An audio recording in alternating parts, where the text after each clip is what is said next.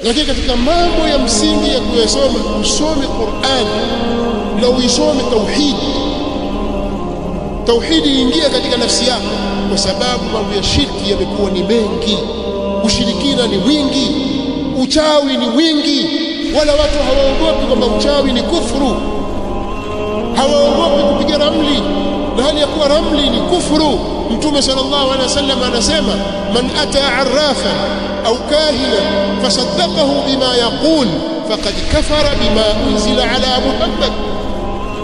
Atakayemwendea mpiga ramli au atakayemwendea kuhani alafu akamsadikisha aliyoyasema taire, basi huyo atakuwa amemkufuru Mtume Muhammad sallallahu alaihi wasallam, ameyakufuru yaliyoteremshwa juu ya Mtume Muhammad sallallahu alaihi wasallam. Haya, nabii, wewe mtume wako ni nani? Danieli? Joshua mwana wa Nuni? Nabii wako ni nani? Si Muhammad.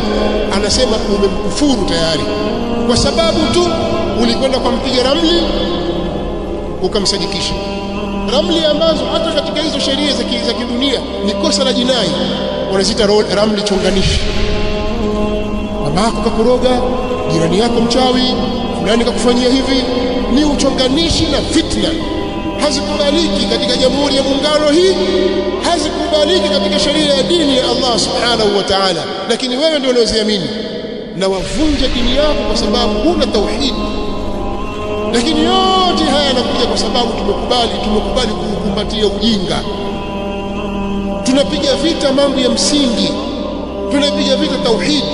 Watu wanaozungumza maneno kama haya, sisi tunawapiga vita. Wakija tu shirki, wataka watu waje wape visa hapa vya mtu binunuki kwamba alikuwa mtu mrefu huyo. Watacheka nini bwana?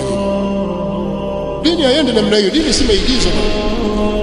Tunatakiwa tusome, tumjue Mola wetu, tuijue tauhidi ya kweli, tushikamane nayo.